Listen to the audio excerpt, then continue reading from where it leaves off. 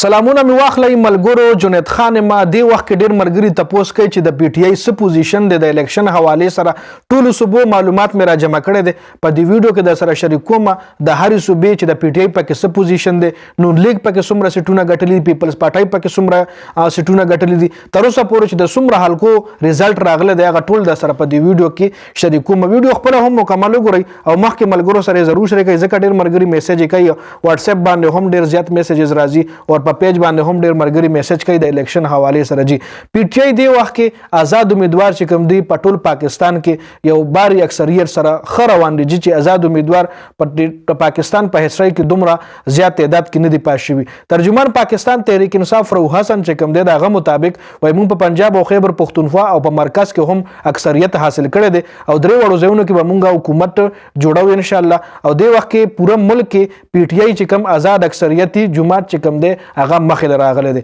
آزاد تور باندې یو اکثریتي جماعت مخې ته راغله دي مرکز چې کوم دی 220 نشستونو نتایج راغلي دي چې کې آزاد امیدوار چې کوم دی په 220 سټونو کې 90 سټونه د آزاد امیدوار دي د مرکز پای کې نون لیگ 62 سټونو سره نمایه راغله او پاکستان پیپلز پارټي 50 سټونو سره مطلب آزاد امیدوار په مرکز کې 220 سټونو کې 90 سټونه الریډي د پی ټی آی دي خیبر پختونخوا 105 سټونو ریزلټونه تر اوسه پورې راغلي دي چې کې آزاد امیدوار 85 سټونه ګټلي دي باقي چې څومره هم جماعتونه دی پکې ټوټل شل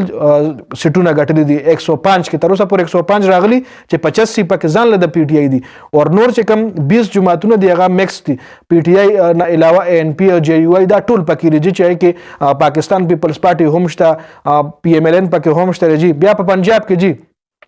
د 276 نشستونو نتایج راغلي دي چې کې آزاد امیدوار 123 دي په پنجاب کې او نون لیگ ور سره هم 123 دي دلته مقابله لګه سخت راځي په پنجاب کې 276 نشستونو نتایج چې کوم دي د پی ټی آی آزاد امیدوار 123 او د نون لیگ 123 بلوچستان د 35 سټونو ریزلټ راغله دي چې کې نون لیگ 8 دي پی پی پی پکې 8 دي جی یو آی پکې 6 دي او آزاد چې کوم دي سلور دي د ځکه نون لیگ مخته په بلوچستان کې نون لیگ پوزیشن خده چې اته سټونه شتلي خو سره پاکستان پیپل پارټي هم اته سټونو سره په خ پوزیشن کې ده بیا سند کې د 122 نشستونو ریزلټ راغله صوبه سند جی چې کې پاکستان پیپلز پارټي چې کومه 83 سټونو سره ټول نوړاندې راځي پاکستان پیپلز پارټي ایم کیو ایم پکې هم 21 سټونه شتلي دي او آزاد امیدوار د پی ټی آی چې کوم دي ای پکې صرف 14 سټونه شتلي دي نو پس کې زیات پوزیشن چې کم خده هغه د پاکستان پیپلز پارټي دی